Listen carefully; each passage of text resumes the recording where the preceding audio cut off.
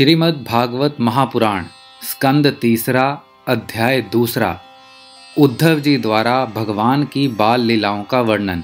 श्री शुकदेव जी कहते हैं, जब विदुर जी ने परम भक्त उद्धव से इस प्रकार उनके प्रियतम श्री कृष्ण से संबंध रखने वाली बातें पूछी, तब उन्हें अपने स्वामी का स्मरण हो आया और वे हृदय भर आने के कारण कुछ भी उत्तर ना दे सके।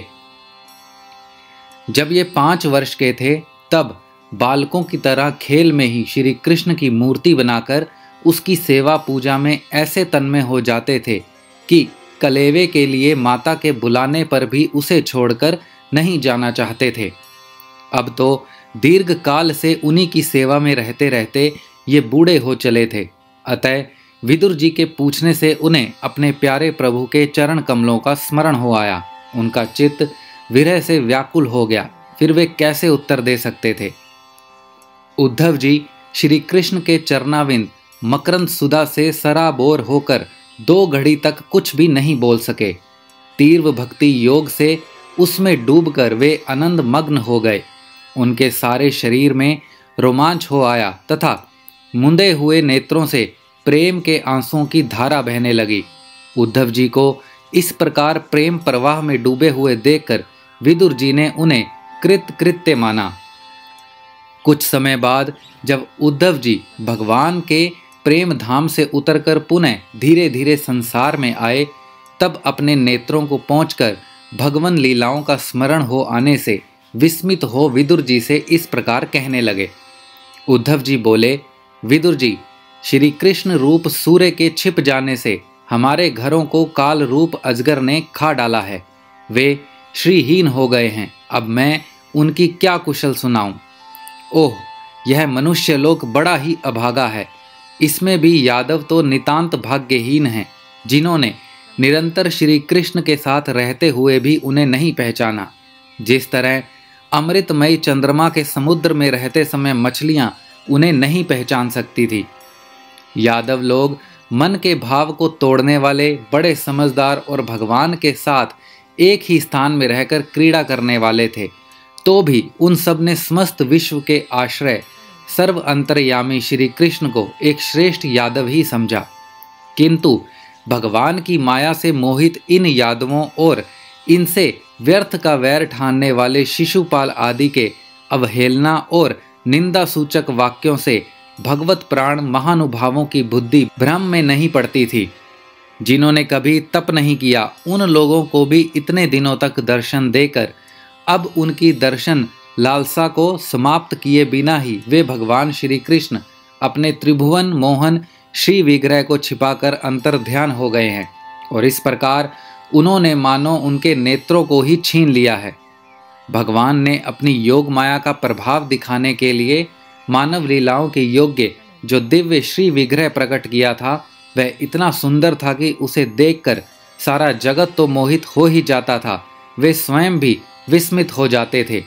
सौभाग्य और सुंदरता की प्रकाष्ठा थी उस रूप में, उससे आभूषण भी विभूषित हो जाते थे।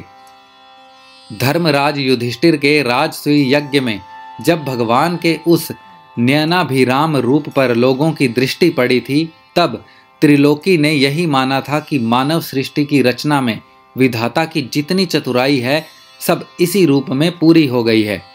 उनके प्रेम पूर्ण हास्य विनोद और लीला में चितवन से सम्मानित होने पर ब्रज बालाओं की आंखें उन्हीं की ओर लग जाती थी और उनका चित्त भी ऐसा तल्लीन हो जाता था कि वे घर के काम धंधों को अधूरा ही छोड़कर जड़ पुतलियों की तरह खड़ी रह जाती थी।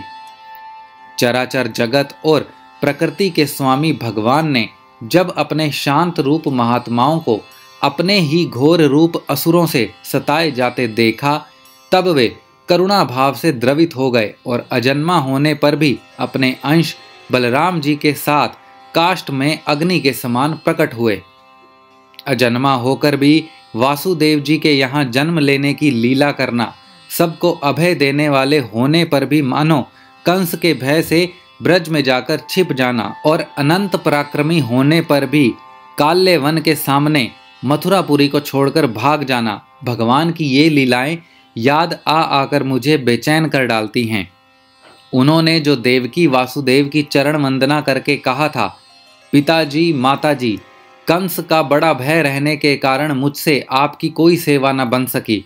आप मेरे इस अपराध पर ध्यान न देकर मुझ पर प्रसन्न हो। श्री कृष्ण की ये बातें जब याद आती हैं तब आज भी मेरा चित्त अत्यंत व्यथित हो जाता है। जिन्होंने काल रूप अपने भ्रकुटी विलास से ही पृथ्वी का सारा भार उतार दिया था, उन श्री कृष्ण के पाद पदम पराग का सेवन करने वाला ऐसा कौन पुरुष है जो उसे भूल सके। आप लोगों ने राजसूय यज्ञ में प्रत्यक्ष ही देखा था कि श्री कृष्ण से द्वेष करने वाले शिशुपाल को वह सिद्धि मिल गई जिसकी बड़े बड़े योगी भली भांति योग साधना करके स्पर्हा करते रहते हैं। उनका विरह भला कौन सह सकता है।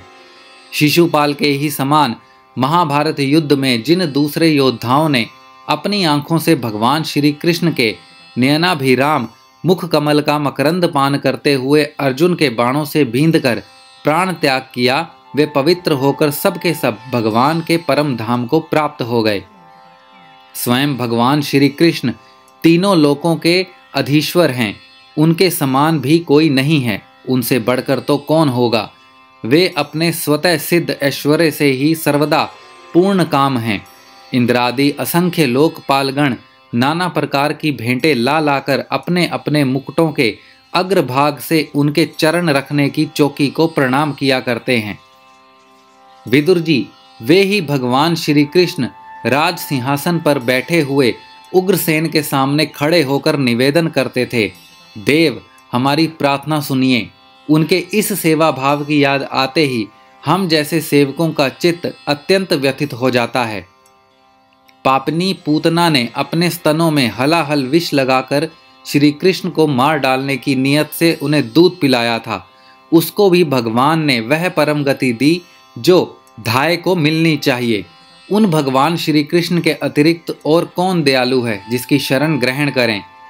मैं असुरों को भी भगवान का भक्त समझता हूँ, क्योंकि वैर भाव जनित क्रोध के कारण उनका चित्त सदा श्री कृष्ण में लगा रहता था और उन्हें रणभूमि में सुदर्शन चक्रधारी भगवान को कंधे पर चढ़ाकर झपटते हुए गरुड़ जी के दर्शन हुआ करते थे। ब्रह्मा जी की प्रार्थना से पृथ्वी का भार उतारकर उसे सुखी करने के लिए कंस कारागार में वासुदेव देवकी के यहाँ भगवान ने अवतार लिया था। उस समय कंस के डर से पिता वासुदेव जी ने उन्हें नंद बाबा के ब्रज में पहुंचा दिया था। वहां वे बलराम जी के साथ 11 वर्ष तक इस प्रकार छिपकर रहे कि उनका प्रभाव ब्रज के बाहर किसी पर प्रकट नहीं हुआ।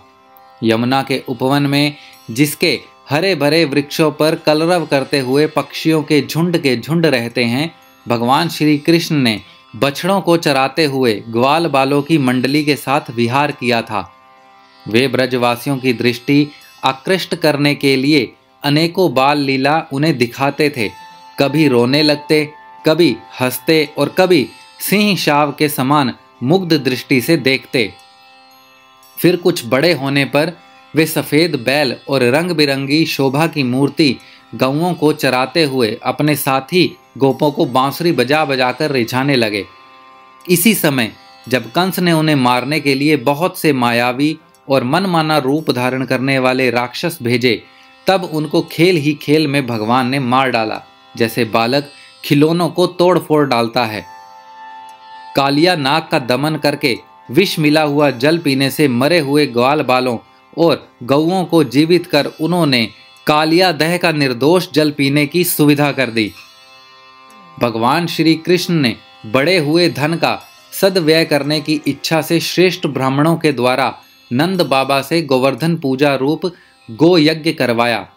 भद्र, इससे जब अपना मान भंग होने के कारण इंद्र ने क्रोधित होकर ब्रज का विनाश करने के लिए मूसलाधार जल बरसाना आरंभ किया, तब भगवान ने करुणावश खेल ही खेल में छत्ते के समान गोवर्धन पर्वत को उठा लिया और अत्यंत घबराए हुए ब्रजवासियों की तथा उनके पशुओं की रक्षा की।